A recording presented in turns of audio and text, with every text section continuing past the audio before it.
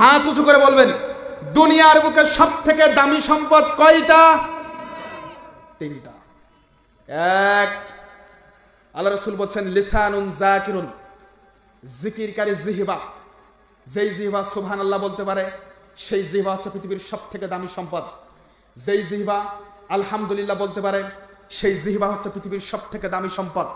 যেই জিহবা মানুষের গীবত না করে মানুষের প্রশংসা করতে পারে, সেই জিহবা হচ্ছে পৃথিবীর সব থেকে দামি সম্পদ। যেই জিহবা আল্লাহর নাম নিতে পারে, সেই জিহবা হচ্ছে সব থেকে দামি সম্পদ। যেই জিহবা সকালে ফজরের কোরআন তেলাওয়াত করতে পারে, সেই জিহবা হচ্ছে পৃথিবীর সব থেকে দামি সম্পদ। যেই জিহবা মানুষকে ভালোবাসার কথা বলতে পারে, মানুষের মহাব্বতের কথা বলতে পারে, মানুষকে দ্বীনের দাওয়াত দিতে পারে, মানুষকে হাদিসের কথা বলতে পারে, মানুষকে ইসলামের কথা বলতে পারে, সেই জিহবা হচ্ছে পৃথিবীর সব থেকে দামি সম্পদ। সুতরাং তিনটা সম্পদের মধ্যে আমরা প্রথম নাম্বার সম্পদ পেলাম কি? বলুন, জিহবা। দুই, ওয়াকলবুন শাকিরুন, কৃতজ্ঞ হৃদয়। পৃথিবীর বুকে কোনো মানুষের যদি এমন একটা হৃদয় থাকে, যেদিন সে বিবাহ করেছিল তার পকেটে 50 টাকা ছিল, চলতো না, সংসার চলতো না, পরিবার চলতো না, সেদিনও সে আলহামদুলিল্লাহ বলেছে। আজকে তার অনেক কিছু রয়েছে, সেও বলে আলহামদুলিল্লাহ। তার সমস্ত দেহ সবকিছুই ভালো, অঙ্গ প্রত্যঙ্গ সবই সচ্ছল, বলে আলহামদুলিল্লাহ। এখন তার একটা পা নেই, চোখের দৃষ্টি কমে এসেছে, এখন তার একটা হাতেরও সমস্যা, মাজার সমস্যা, কিডনির সমস্যা, হাড়ের সমস্যা, বিছানায় শুয়ে আছে প্যারালাইসিসের রোগী, তারপরেও বলে আলহামদুলিল্লাহ। এমন একটা কল্ব, এমন একটা হৃদয় যদি কোনো ব্যক্তির থাকে, তাহলে আল্লাহ রাসূল সাল্লাল্লাহু আলাইহি ওয়াসাল্লাম বলেন এই হৃদয় হচ্ছে পৃথিবীর সবথেকে দামি সম্পদ। তিন, ওয়া যাওজাতুন মুমিনাতুন, কোন ব্যক্তির যদি এমন একটা স্ত্রী থাকে, আরে যে স্ত্রী হচ্ছে সব থেকে মায়াময়, মায়াবতী, প্রেমময়ী, যে স্ত্রীর দিকে তাকিলে, যে স্ত্রীর দিকে তাকাইলে সুখ ফিরে পাওয়া যায়, যে স্ত্রীর দিকে তাকালে জীবনের সমস্ত দুঃখ ভুলে থাকা যায়, যেই স্ত্রী রাত হলে তাহাজ্জুদ পড়তে ডাকে, যেই স্ত্রী মুয়াজ্জিন যখন হাইয়া আলাস সালাহ হাইয়া আলাল ফালাহ বলে ডাকে, যেই স্ত্রী যখন ঘুম থেকে তার স্বামীকে উঠিয়ে দেয়, যেই স্ত্রী গভীর রজনীতে তার স্বামীর জন্য কাঁদে, তার শ্বশুর শাশুড়ির জন্য কাঁদে, তার নিজের বাবা মা আত্মীয় স্বজনের জন্য কাঁদে, তার নিজের সন্তানের জন্য কাঁদে, যেই স্ত্রী বিপদে সান্ত্বনা দেয়, যেই স্ত্রী বিপদ ভীতিকূল পরিস্থিতির মধ্যে তার স্বামীর পাশে থাকে, যেই স্ত্রী তার স্বামীর অসচ্ছলতায় তার স্বামীর পাশে থাকে, সাহস যোগায়, তার স্বামীর পাশে থেকে উৎসাহিত করে, যেই স্ত্রী তার স্বামীর অধিক সম্পদ পাওয়ার পরেও যেই স্ত্রী তার চাহিদাকে বেশি উন্নয়ন করে না, চাহিদাকে বেশি বড়ত্ব দেখায় না, চাহিদার বড়ত্ব দেখায় না, অহংকার করে না, দাম্ভিকতা করে না, তার চাহিদা সে বাড়ায় না, এমন কোন স্ত্রী যদি পৃথিবীর বুকে কোনো মানুষের থাকে, আল্লাহ রাসূল সাল্লাল্লাহু আলাইহি ওয়াসাল্লাম বলেছেন ওয়া যাওজাতুন মুমিনাতুন, এমন স্ত্রী যদি পৃথিবীর বুকে কারোর থাকে, আল্লাহ রাসূল বলেছেন ওই স্ত্রী হচ্ছে দামি সম্পদ। ও সাহাবা শোনো, তোমরা সোনা রূপা, তোমরা হীরা জহরাত মণিমুক্তা, এগুলো তোমরা সংরক্ষণ করো। কোনো ব্যক্তি যদি পৃথিবীর মধ্যে এই তিনটা সম্পদ যদি পায়, তো ওই ব্যক্তি যেন এই তিনটা সম্পদ সংরক্ষণ করে রাখে।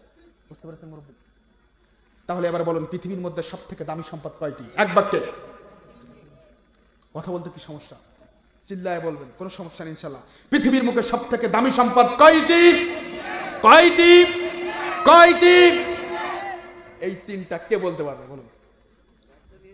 আরে বক্তব্য হচ্ছে এটা, বুঝতে পারছেন? আপনি কিছু শিখলেন, আমি কিছু শেখা দিতে বললাম, এটাই হচ্ছে বক্তব্য। এছাড়া জালসা বলেন, মাহফিল বলেন, এই যে লাইট টাইট করছেন, এর কোনো মূল্য নেই, এই সামিয়া টাঙানোর কোনো মূল্য নেই যদি আপনি কিছু শিখে না যেতে পারেন। এখানে কান্দার জায়গা না কিন্তু, জানো এটা? হাউমাউ করে কান্নাকাটি করলেন, আমার বাংলাদেশের থেকে বক্তা আসছে, তারা একটু দেখলেন, এই জায়গা না। আমি কিছু বলবো, আপনি কিছু শুনবেন, আমার কিছু ভুল হলে আপনিও আমার কিছু শুধরে দেবেন, বা আপনারা ভুল হলে আমি শুধরে দেবো। নিজেদের মধ্যে কিছু বোঝাপড়া করে আমরা কিছু মাসলা মাসাইল কিছু দিনে ইলম নিয়ে যাব। বুঝতে পেরেছেন? এবার বলুন, সব থেকে দামি সম্পদ যে তিনটে, এই তিনটে সম্পদ কে বলতে পারবেন? আবার বলুন, এক, জিকিরকারী জিহবা, দুই, কৃতজ্ঞ হৃদয়, তিন, একটি মুমিনা স্ত্রী, দিনদার স্ত্রী। বলুন এই তিনটা কে কে বলতে পারবেন? হাত তুলি ইনশাআল্লাহ, আমি জিজ্ঞাসা করবো না, বলুন তিনটা। লিল্লাহি তাকবীর, আল্লাহু আকবার, আল্লাহ কবুল করুন, আমিন। বলেছিলাম আল্লাহ রাসূল সাল্লাল্লাহু আলাইহি ওয়াসাল্লাম বলেছেন ওমান কানাতিল আখিরাতু নিয়াতাহু, কোন ব্যক্তির নিয়ত যদি থাকে আখিরাত, টার্গেট যদি থাকে আখিরাত, তাহলে আল্লাহ রাসূল সাল্লাল্লাহু আলাইহি ওয়াসাল্লাম বলেছেন ওয়াজালা গিনাহু ফি কলবিহি, আমি আল্লাহ সুবহানাহু ওয়া তাআলা, আল্লাহ সুবহানাহু ওয়া তাআলা বলছেন আমি আল্লাহ সুবহানাহু ওয়া তাআলা তার হৃদয়ের প্রশস্ততা দান করি, এই কলবুন শাকিরুন, তার হৃদয়কে আমি ঐশ্বর্যমণ্ডিত করি, তার হৃদয়কে আমি ধনী করে দেই। তিন,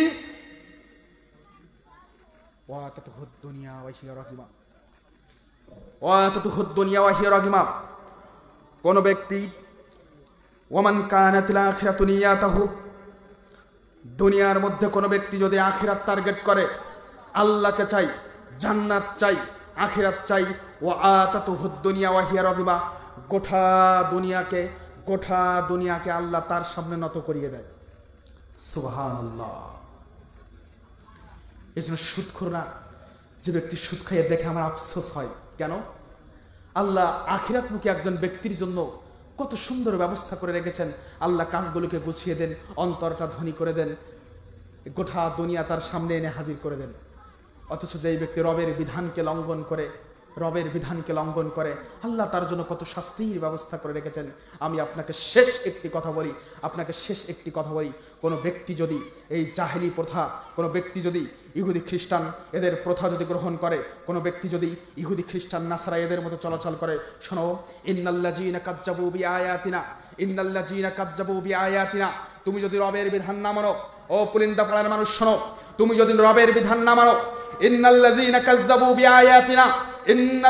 কাযযাবু বিআয়াতিনা, কেউ যদি তার রবের বিধানকে অস্বীকার করে, কেউ যদি আল্লাহর আয়াতকে অস্বীকার করে, ইন্নাল্লাযীনা কাযযাবু বিআয়াতিনা ওয়াস্তাগবারু আনহা লা তুফাত্তাহু লাহুম আবওয়াবুস সামাই, এখনই মরে গেলে যখন আপনাকে আসমানে নিয়ে যাওয়া হবে, তখন আসমানটা আল্লাহ বন্ধ করে দিবেন। লা তুফাত্তাহু লাহুম আবওয়াবুস সামাই, আল্লাহ তার জন্য আসমানের দরজা বন্ধ করে দিবেন। ফেরেশতাদেরকে নির্দেশ করবেন, ওয়াইদু ফিল আরদিস সুফালা, ওকে জমিনে ছুঁড়ে মারো। আরে 5 তলা 10 তলা 100 তলার পর থেকে কোনো মানুষকে যদি ফেলে দেওয়া হয়, ওর বাচ্চা কখনো সম্ভব না, ওই ব্যক্তির ফিরে আসা যেমন অসম্ভব, আল্লাহ প্রথম আসমান থেকে একজন ব্যক্তিকে এই জমিনে ছুঁড়ে মারবেন। পরিস্থিতি কত কঠিন হবে। আল্লাহ রাসূল সাল্লাল্লাহু আলাইহি ওয়াসাল্লামকে আল্লাহ বলছেন, ওই ব্যক্তির মাধ্যমে জান্নাতে যাওয়া ততটাই কঠিন যে একটি সুসের ছিদ্র দিয়ে উট প্রবেশ করা যত কঠিন, ওই ব্যক্তির জান্নাতে যাওয়াটা ততটাই কঠিন। এত নয়েজ হচ্ছে কেন? এই বাচ্চারাই কথা বলো না, তোমরা ডিস্টার্ব করতেছো, কথা বলো না। অনেক মানুষ আছে ইনানা কথা শুনতে চায়, কোরআন হাদিস শুনতে চায়, তোমরা বেশি এখানে গোলমাল করিও না। বলছিলাম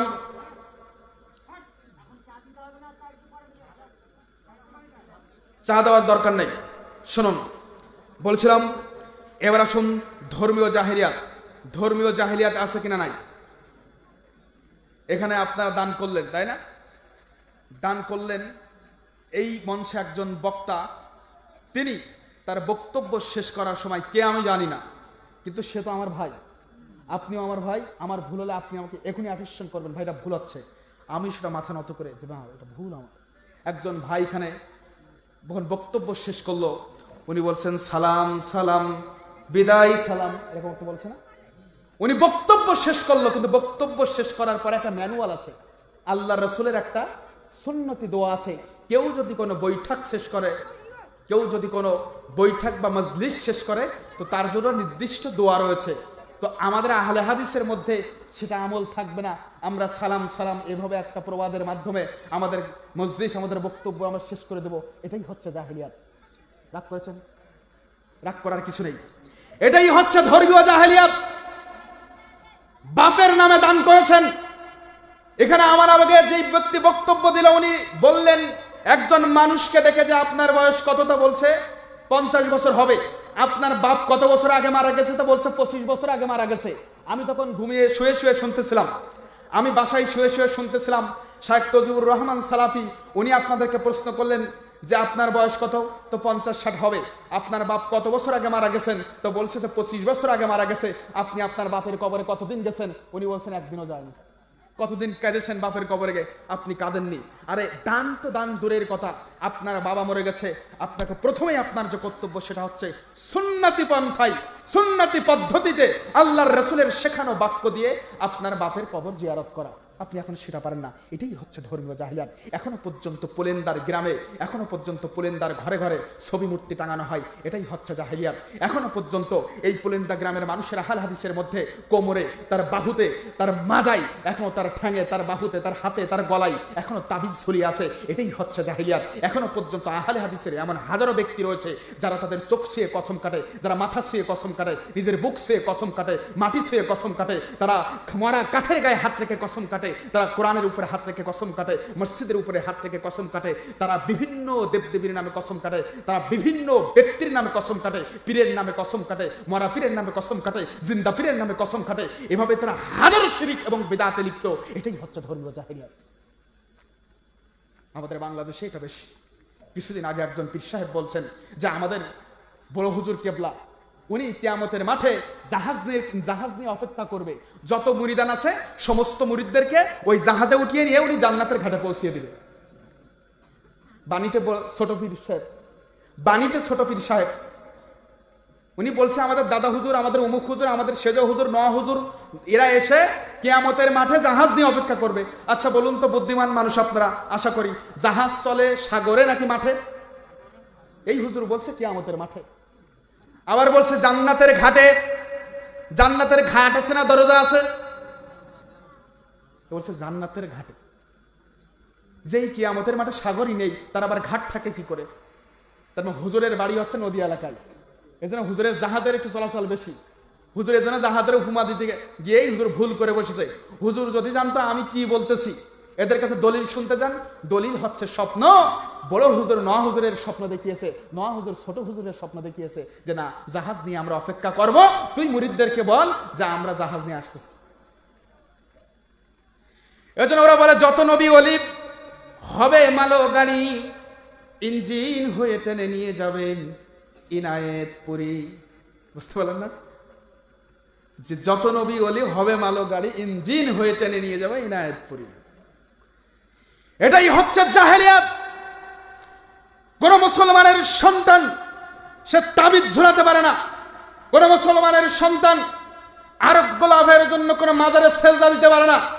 কোন মুসলমানের সন্তান কবরের পাশে রাখা বক্সে কখনো টাকা দিতে পারে না। কোন মুসলমানের সন্তান শিরিক করতে পারে না। কেউ যদি শিরিক করে শোনো তার জন্য শাস্তি কি। আমি এত বড় শাস্তি আর কোথাও দেখিনি। কেউ যদি শিরিক করে, আল্লাহ রাসূল সাল্লাল্লাহু আলাইহি ওয়াসাল্লাম বলেছেন ইয়াখরুজু উনুকুন মিন নার ইয়াউমাল কিয়ামা, কিয়ামতের ময়দানে এক শ্রেণীর জাহান্নামের মূর্তি বের হবে।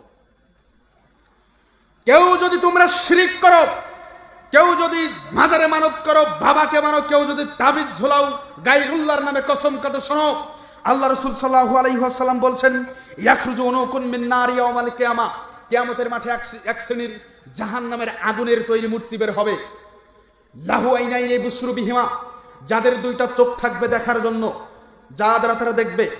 ওয়াউজুনানি ইয়াসমাউ বিহিমা, যাদের দুইটা কান থাকবে শোনার জন্য, যা দ্বারা তারা কিয়ামতের ময়দানে সব মানুষের কথা শুনবে।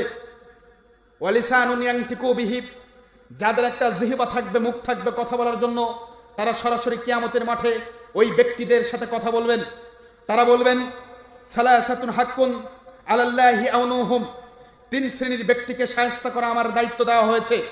ওই জাহান্নামের মূর্তিগুলো বলবেন এই কিয়ামতের ময়দানে তিন শ্রেণীর ব্যক্তিকে শাস্তি দেওয়া আমার দায়িত্ব দেওয়া হয়েছে। কারা? ওয়াবিকুল্লি মা দা মা আল্লাহি ইলাহান আখরা, যারা শিরিক করে, যারা তাবিজ ঝোলায়, যারা মাজারে যায়, বাবার পায়ে সেজদা দেয়, যারা ছবি মূর্তি ঝুলিয়ে রাখে, গায়রুল্লাহর নামে কসম কাটে, আল্লাহকে ছাড়া অন্য কাউকে মানে, তাদেরকে শাস্তি দেওয়া আমার দায়িত্ব দেওয়া হয়েছে। 2 ওয়াল মুসাউবিরিন, ছবি মূর্তিকে যারা ভালোবেসেছে তাদেরকে শাস্তি দেওয়া আমার দায়িত্ব দেওয়া হয়েছে। বাচ্চাদের একটা পায়খানা করার জন্য পট কিনে তার উপরে একটা সিংহের ছবি, একটা জাঙ্গিয়া কিনেছে সেখানে একটা কার্টুনের ছবি, একটা পায়জামা কিনেছে তার সামনে ছবি। যুবকরা এখন ইদানিং গেঞ্জি পরে সেখানে একটা নায়কের ছবি অথবা একটা প্লেয়ারের ছবি। এই ছবি মূর্তি বর্জন করতে হবে। হিন্দুরা এটা করতে পারে, আমাদের ভাই, তাদের ধর্মগ্রন্থ থাকতে পারে, সেটা তাদের ব্যাপার, কিন্তু তারা তাদের ধর্ম পালন করবে, আপনি আপনার ধর্ম পালন করবে। রাসূল সাল্লাল্লাহু আলাইহি ওয়াসাল্লাম বলেছেন লা তাদখুলুল মালাইকাতু বাইতান, ওই ঘরের মধ্যে ফেরেশতা প্রবেশ করে না। লা তাদখুলুল মালাইকাতু বাইতান, ওই ঘরের মধ্যে ফেরেশতা প্রবেশ করে না, যেই ঘরের মধ্যে ফেরেশতা প্রবেশ করে না, যেই ঘরের মধ্যে কুকুর এবং ছবি মূর্তি থাকে। ফিহি কালবুন ওয়ালা সূরাতিন, যেই ঘরের মধ্যে কুকুর থাকে, যেই ঘরের মধ্যে ছবি থাকে, ওই ঘরের মধ্যে ফেরেশতা প্রবেশ করে না। আপনার ঘরে কতদিন ফেরেশতা প্রবেশ করে না আপনি নিজেও জানেন না। আপনার বারান্দায় কুকুর ঘুমায়, আপনি ঘুমান ঘরে, আপনার ঘরে ফেরেশতা প্রবেশ করে না, আপনি এখনো নিজেও জানেন না। আমাকে একটা অ্যানসার দেন তো, আপনার সুখ চান না? সুখ সম্পদ চান না? রবের নিয়ামত চান না? তো পাবেন কিভাবে যদি ফেরেশতাই প্রবেশ না করে আপনার বাড়িতে? মনে করেন কেউ আপনাকে দুধ দিতে চাচ্ছে, কেউ আপনাকে দুধ দিতে চাচ্ছে। এখন দুধ নেওয়ার জন্য আপনি কাপড় পেতে ধরলেন, গামছা পেতে ধরলেন বা লুঙ্গি পেতে ধরলেন, আপনি দুধ নিতে পারবেন? সে আপনাকে দেবে, যদি দেয় ওটা নিতে পারবেন? আপনি নিয়ে বাড়ি আনতে পারবেন? পারবেন না। কেন? এটা আপনি বাড়ি নিয়ে আসতে পারবেন না। তো ওই রব আপনাকে নিয়ামত দিতে চাই, পাত্র ছাড়া যেমন দুধ নেওয়া যায় না, তেমনি ভাবে রবের বিধান মানা ছাড়া রবের নিয়ামত আশা করা যেতে পারে না। আপনি এখন ধর্মীয় জাহেলিয়াত সম্পর্কে কিছুই জানেন না। রাসূল সাল্লাল্লাহু আলাইহি ওয়াসাল্লাম বলেছেন, ইসতানিবুস সাবাল মুবিকাত, পৃথিবীতে 7টি ভয়ঙ্কর জিনিস ঈমান ধ্বংস করে দেবে। কিয়ামতের আগে মানুষ এই 7টি বিষয় পেয়ে মানুষের ঈমান নিঃশেষ হয়ে যাবে, ধ্বংস হয়ে যাবে। সাহাবারা জিজ্ঞাসা করলেন, ইয়া রাসূলুল্লাহ সাল্লাল্লাহু আলাইহি ওয়াসাল্লাম, 7টি ধ্বংসকারী বিষয়, সেই 7টি ধ্বংসকারী বিষয় কি? আল্লাহ রাসূল বলছেন, আশ-শিরকু বিল্লাহ, আমার উম্মত আল্লাহর সাথে শিরিক করবে। আল্লাহর দুনিয়ার মানুষ, বাপ মারা যায় আপনার, বাপ মারা যায় আর বেহায় হুজুর আপনার মাধ্যমে শিরিক এবং বিদআত করায়, আপনি নিজেও বোঝেন না। 40 আছে কিনা নাই? আশ্চর্য ব্যাপার। কসম চ্যালেঞ্জ দিয়ে বলতে পারি, আমি চ্যালেঞ্জ দিলাম, আপনার বাপ মারা যায়, হুজুরের চোখে পানি, আপনার বাপ মারা যাওয়ার ফলে হুজুর যদি দোয়া করে আর হুজুর যদি চোখে পানি ফেলে যদি ডুকরে ডুকরে কাঁদে, আর আপনি যদি দোয়া করেন আর 100 হুজুর যদি দোয়া করে, ওই 100 হুজুরের দোয়ার থেকে আপনার দোয়া আপনার বাপের জন্য গ্যারান্টেড। কেউ যদি প্রমাণ দিতে পারে, ইমামে আবু হানিফা রহিমাউল্লাহ, ইমামে আজম যুগের একজন বড় ইমাম, ইমাম আবু হানিফা রহিমাল্লাহ একদিন মিলাদ পড়েছে, এই প্রমাণ যদি কেউ দিতে পারে, আমিও আগামীকাল থেকে মিলাদ পড়ব, আমার কোনো সমস্যা নেই। মুহাম্মদ সাল্লাল্লাহু আলাইহি ওয়াসাল্লাম এবং তার কোন সাহাবা মিলাদ দিয়েছেন, এ ব্যাপারে একটা প্রমাণ দেখাতে পারলে এই মিলাদ আগামীকাল থেকে আমরাও পালন করব। বাপ মারা যায় আপনার আর বেহায়া হুজুর আপনার গিয়ে বলে যে আশ্চর্য ব্যাপার, যে খিচুড়িতে গরু হবে নাকি মুরগি হবে। যেই পরিবারে ব্যক্তি মারা যায় ওই পরিবার হয় অসহায়, ওই পরিবার হয় শোকার্ত পরিবার, শোক সন্তপ্ত পরিবারের কাছে গিয়ে নির্লজ্জের মতো বলা যে খিচুড়িতে মুরগি হবে নাকি গরু হবে। আশ্চর্য এক সমাজে বসবাস করতেছি। বলছিলাম যে এখনো পর্যন্ত কবরের কাছে গিয়ে কাঁদা তো দূরের কথা, আমরা কবরে গিয়ে যে কি দোয়া পড়তে হয় এটাও আজ পর্যন্ত জানি না। এই জাতিকে শেখানো হয়েছে, এই জাতিকে শেখানো হয়েছে, এই হুজুররা এই জাতিকে মুসলিম জাতিকে শিখিয়েছে। ভালো করে শোনার চেষ্টা করুন। এক শ্রেণীর হুজুররা মুসলিম জাতিকে শিখিয়েছে, কবরের পাশে যখন যাবা, বাপ দাদার কবরের পাশে গিয়ে 3 বার সূরা কুল সূরা, 3 বার সূরা ফাতিহা, 3 বার সূরা নাস, 3 বার সূরা ফালাক পড়বা। এটা কোথায় পেলেন? আর এই নির্দিষ্ট রুলস আপনি কোন জায়গা থেকে আপনি ডেলিভারি দিলেন, কোন জায়গা থেকে এটা গ্রহণ করলেন, আমার বুঝে আসে না। এখনো পর্যন্ত কবরের পাশে গিয়ে আল্লাহ রাসূলের জীবন্ত হাদিস, আল্লাহ রাসূলের জীবন্ত হাদিস, কবরের পাশে গিয়ে দোয়া যে আল্লাহুম্মা, বলুন আবার কবরের পাশে কি দোয়া? আসসালামু আলাইকুম আলা আহলাদ দিয়ার মিনাল, বলুন বলুন কার কার মুখস্থ আছে? মুমিনিনা ওয়াল মুসলিমিন ওয়া ইন্না ইনশাআল্লাহু বিকুম লালাহিকুম। কত সুন্দর দোয়া। আর হুজুর এই দোয়ার পরিবর্তে আমাদেরকে শিখিয়ে দিল 3 কুল 3 হামদু আর 3 নাস আর 3 ফালাক করে আসো। আশ্চর্য মুসলিম জাতি, এখনো পর্যন্ত আমরা ধর্ম বুঝতে পারিনি। এজন্যই প্রথমেই বলছিলাম যে মক্কা মদিনার সালাত আমাদের কাছে হয়ে গেল নামাজ, মক্কা মদিনার সওম এখানে এসে গেল হয়ে গেল রোজা, আর মক্কা মদিনার জান্নাত জাহান্নাম এখানে এসে ভেস আর দোজখে পরিণত হয়ে গেল। এজন্য এখনো পর্যন্ত আমরা এই সামাজিক জাহেলিয়াত এবং ধর্মীয় জাহেলিয়াতের মধ্যে নিমজ্জিত আছি। আমরা এখনো ধর্ম সঠিকভাবে বুঝতে পারিনি, ধর্মই আমরা সঠিকভাবে বুঝতে পারিনি। এদেশের এই সমাজের মানুষ, ভারত পাকিস্তান ও বাংলাদেশের মানুষ, আমরা যেমন সামাজিক জাহেলিয়াতে নিমজ্জিত, ঠিক তেমনি ভাবে আমরা ধর্মীয় জাহেলিয়াতে নিমজ্জিত। এখনো পর্যন্ত আমরা অধিকাংশ মানুষ ধর্ম কি, ধর্মের বিধান কি, শিরিক কি, বেদাত কি, আকীদা কি, মানহাজ কি, এখন আমরা কিছুই জানি না। আমরা নামমাত্র মুসলমান।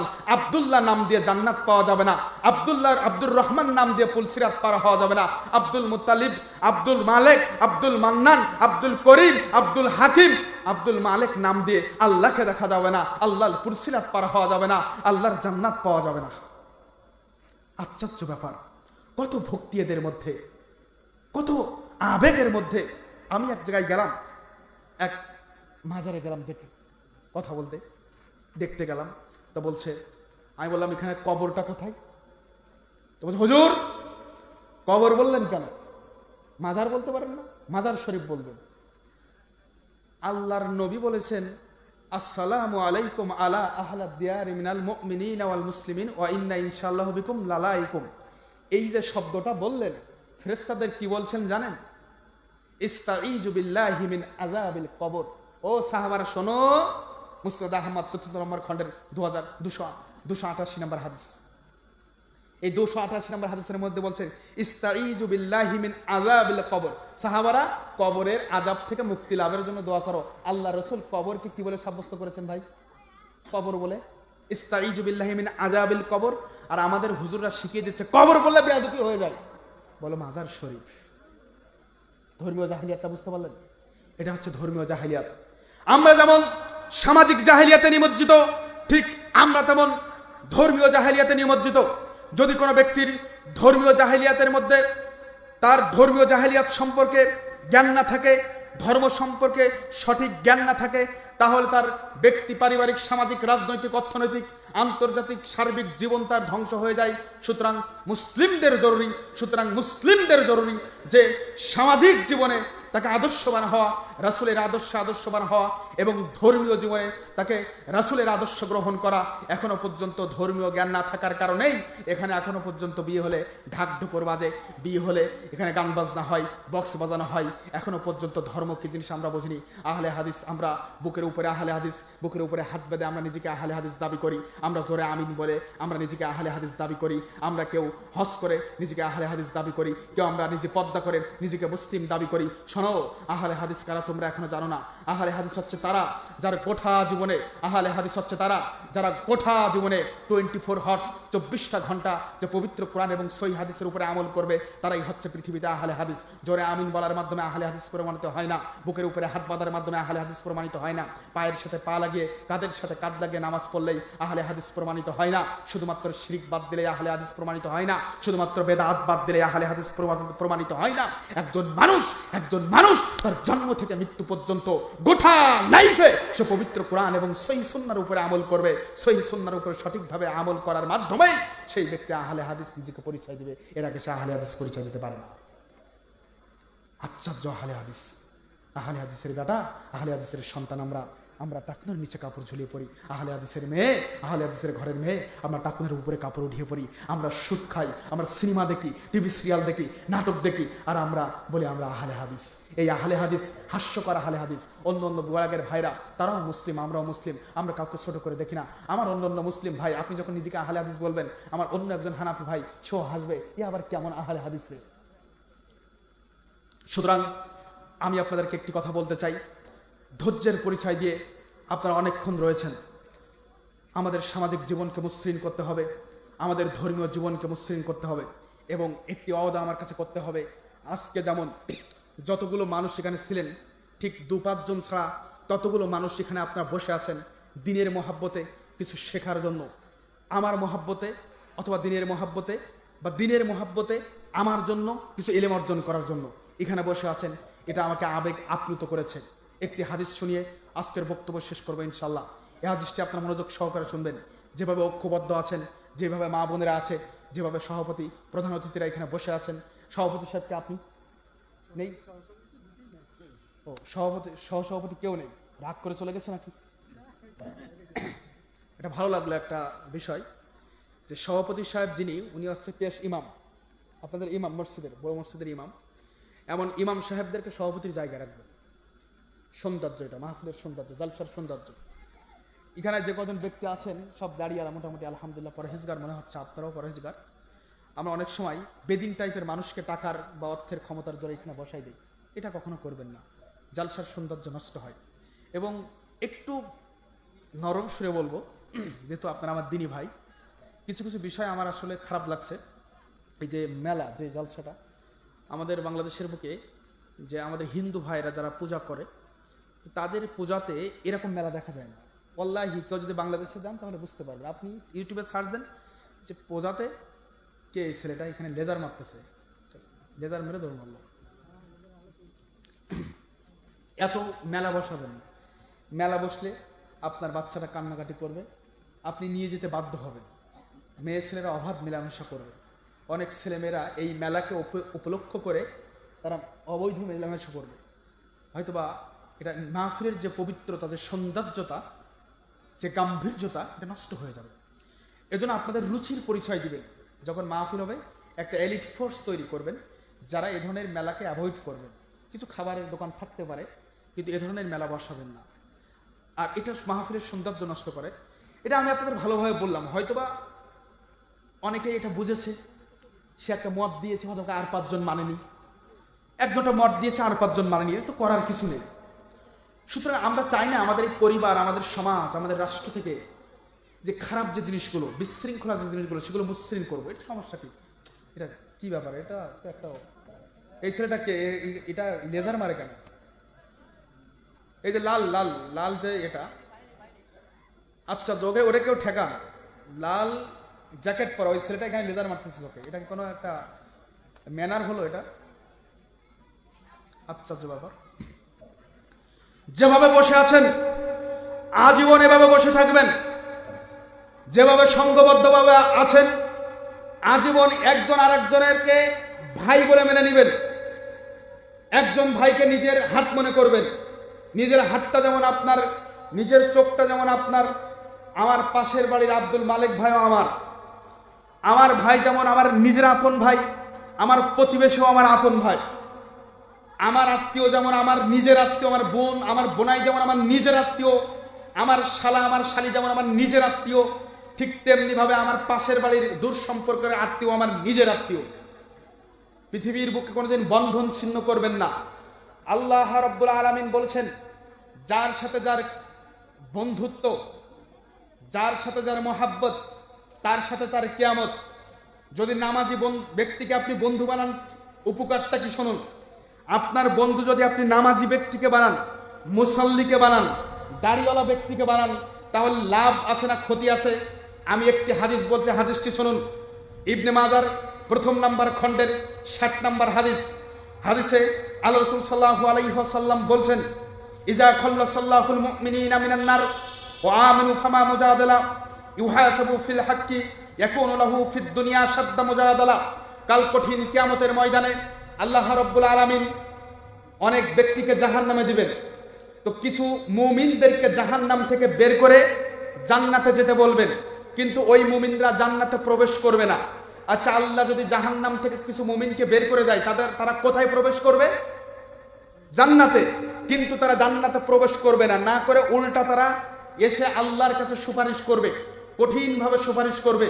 রব্বানা, হে আমাদের প্রতিপালক, ইখওয়ানুনা, আপনি আল্লাযী উদখিলুন নার, যাদেরকে আপনি এখনো জাহান্নামে রেখেছেন, আমাদেরকে বের করে দিয়েছেন, যাদেরকে আমরা জাহান্নামের মধ্যে দেখে এসেছি, ইখওয়ানুনা, ওরা আমাদের ওই সমস্ত ভাই, কানু ইসাল্লুনা মাআনা, যারা আমরা একসাথে পাশাপাশি থেকে সালাত আদায় করেছি, আমরা একসাথে পাশাপাশি থেকে ইকামতের জবাব দিয়েছি, যারা আমরা একসাথে বসে দোয়া জিকির আসগার করেছি, কানু ইসাল্লুনা মাআনা, যারা আমরা একসাথে বসে বসে সালাত আদায় করেছি, ওয়া ইয়াসুমুনা মাআনা, যারা আমরা একসাথে বসে ইফতার করেছি, একসাথে বসে আমরা সিয়াম পালন করেছি, সাহারি করেছি, ওয়ায়াহুজ্জুনা মাআনা, যারা আমরা একসাথে গিয়ে আল্লাহর ঘরের হজ করেছি, ওমরা করেছি, তাওয়াফ করেছি, ফাআদখালতাহুমুন নার, আমাদের ওই সিনা ভাইকে, আমাদের এই মহাব্বতের ভাইকে আপনি জাহান্নামের মধ্যে দিয়ে আমাদেরকে আপনি জান্নাতে যেতে বলছেন, আমরা জান্নাতে যাব না, আপনি আমাদের ভাইকে মুক্ত করে দিন। তখন আল্লাহ বলবেন, ঠিক আছে, ইজহাবু, তোমরা যাও, ফাআখরিজু, ওয়াখরিজু, তোমরা বের করে আনো, মান আরাফতুম মিনহুম, যাদেরকে তোমরা চিনতে। আল্লাহ রাসূল সাল্লাল্লাহু আলাইহি ওয়াসাল্লাম বলছেন, আল্লাহ তখন বলবে, ঠিক আছে, ইজহাবু, তোমরা যাও, ফাখরিজু, তাদেরকে তোমরা বের করে আনো, মান আরাফতুম মিনহুম, যাদেরকে তোমরা চিনতে, যারা তোমাদের মহাব্বতের ভাই ছিল, যাদের সাথে তোমরা বসে একসাথে বসে জিকির আজকার করেছো, যাদের সাথে তোমরা বসে একসাথে থেকে তোমরা সিয়াম পালন করেছো, একসাথে তাওয়াফ করেছো, তখন ওই ব্যক্তিগুলো ওই জাহান্নামের দ্বার প্রান্তে পৌঁছে যাবে। জাহান্নামের দ্বার প্রান্তে গিয়ে ওই জাহান্নামের মধ্যে মান আরাফতুম মিনহুম, ওই চেনা পরিচিত মুখগুলো, আমি আপনাকে চিনলাম, আমি আপনাকে চিনলাম, আপনি আমাকে চিনলেন, আল্লাহ না করুক আমি যদি জাহান্নামী হয়ে যাই, আপনি আমাকে ডেকে নেবেন সেদিন, আপনি আমাকে ডেকে নেবেন, আমি আপনাকে ডেকে নিব সেদিন। ওই ব্যক্তিগুলোকে নিয়ে তারা একসাথে হয়ে তারা জান্নাতে প্রবেশ করবে। সুবহানাল্লাহ বলবেন না? আপনার অনেক ভাই সুবহানাল্লাহ আলহামদুলিল্লাহ বলতেছেন না, বাংলাদেশে হলে মোটামুটি ফাটিয়ে দিত সুবহানাল্লাহ। হ্যাঁ, চিন্তা করতে পারেন। আরে আপনার ভাই আপনার বাড়ির পাশের প্রতিবেশীর পাশে বসে বসে দাঁড়িয়ে দাঁড়িয়ে যদি জিকির আজকার আর সালাত পড়তে পারেন, আপনার ভাইকে কাছে টানিয়ে নিয়ে যদি আপনি সালাত আদায় করতে পারেন, আপনার শত্রুকে কাছে টেনে নিয়ে যদি আপনি সালাতে দাঁড় করাতে পারেন, আপনার বন্ধুকে নিয়ে এসে যদি আপনি সালাতে দাঁড় করাতে পারেন, তো আল্লাহ বলছেন ফা আদখালতাহুমুন নার, যদি ওরা জাহান্নামী হয়ে যায় আল্লাহ বলবেন ইজহাবু, যাও বের করে এনে তাদেরকে জান্নাতে প্রবেশ করিয়ে দাও। সুতরাং প্রিয় ভাই আমার, শেষ করে দেবো নাকি? আমার সময় কতটুকু ভাই? সময় কতটুকু? 40 পর্যন্ত চলবে, 12টা পর্যন্ত। আমার লাইভে আমি 1 ঘন্টা বেশি বক্তব্য দিই, বুঝতে পারছেন? 12টা। আচ্ছা আমি বলি, দেখেন দান তো অনেকেই করেছেন, আমি বলি শুনেন, আপনাকে উঠতেছেন নাকি? আপনারা উঠে গেলে আমি শেষ করে দিতে পারতাম, বুঝতে পারছেন? দেখেন দান যে আপনারা কেন করবেন, দেখেন উনি দানের কথা বলছেন। তাজিবুর ভাই অনেক দান বিষয়ে অনেক বক্তব্য দিয়ে গেলেন, অনেক হাদিস কোরআন দিয়ে আপনাদেরকে বুঝিয়ে গিয়েছেন। দেখেন দানটা হচ্ছে এমন একটা জিনিস, দান হচ্ছে শেফা, as-সাদাকাতু শেফা, দান হচ্ছে শেফা। হাদিসের মধ্যে এসেছে যে দান হচ্ছে শেফা, অর্থাৎ আপনার বাবা অসুস্থ, আপনার মা অসুস্থ, আপনি নিজে অসুস্থ, হার্টের রোগী, কিডনির রোগী, তো আল্লাহ রাসূল সাল্লাল্লাহু আলাইহি ওয়াসাল্লাম এই সময় কি করতে বলেছেন জানেন? যে এই সময় আপনার দোয়া করতে বলেছেন আর সাদাকা করতে বলেছেন। মানে ওষুধ যেমন রোগ সারিয়ে দেয়, আল্লাহ রাসূল বলছেন মানুষের দান মানুষের শেফা দেয়, রোগ মুক্তি দান, রোগ মুক্তি দেয়, দান রোগ মুক্তি দান করে। তো কেউ যদি হার্টের রোগী হন, কারণ মা যদি অসুস্থ থাকে, তাহলে সেই মায়ের ওই রোগটাকে কেন্দ্র করে, ওই রোগকে উপলক্ষ করে আপনি দান করবেন, আল্লাহ অবশ্যই শিফা দান করবে ইনশাআল্লাহ। এবার দেখেন হাদিস শুনেন, আল্লাহ রাসূল সাল্লাল্লাহু আলাইহি ওয়াসাল্লাম বলছেন কেউ যদি বেহিসাবে দান করে, এই চাচা বসেন, কেউ যদি বেহিসাবে দান করে তাহলে আল্লাহ সুবহানাহু ওয়া তাআলা তাকে বেহিসাবে নিয়ামত দান করে। কে আছে এমন যে আজকে পকেটে কি নিয়ে এসেছেন? খাবার খেয়েছেন, পাপড় খেয়েছেন, বাদাম খেয়েছেন, আর কত টাকা আছে নিজেও জানেন না, ওটা আপনার মা বাবার নামে দিয়ে দেবেন বা আপনি দিয়ে দেবেন এই নিয়েতে যে আল্লাহ গুনলাম না, এটা দিলাম। তাহলে আপনি যদি বেহিসাবে দান করেন তাহলে আপনাকে বেহিসাবে দিবে কে? আল্লাহ। এমন কি আছেন বলেন যুবক এবং বৃদ্ধদের মধ্যে? বাদাম খাইছেন, পাপড় খাইছেন, 10 টাকা পকেটে থাকতে পারে, সেটা অন্য ব্যাপার। আমি চাচ্ছি আপনি আল্লাহর জন্য দেন, যে রব আমার পকেটে, ভাই সব বন্ধ করে দেন, আমার পকেটে এত টাকা ছিল, আমি বেহিসাবে দান করলাম, তুমি মুহাম্মদ সাল্লাল্লাহু আলাইহি ওয়াসাল্লামের মাধ্যমে আমাদের কাছে মেসেজ দিয়েছিলে যে তোমার পথে যদি কেউ বেহিসাবে দান করে তো আমি আল্লাহ তাকে বেহিসাবে নিয়ামত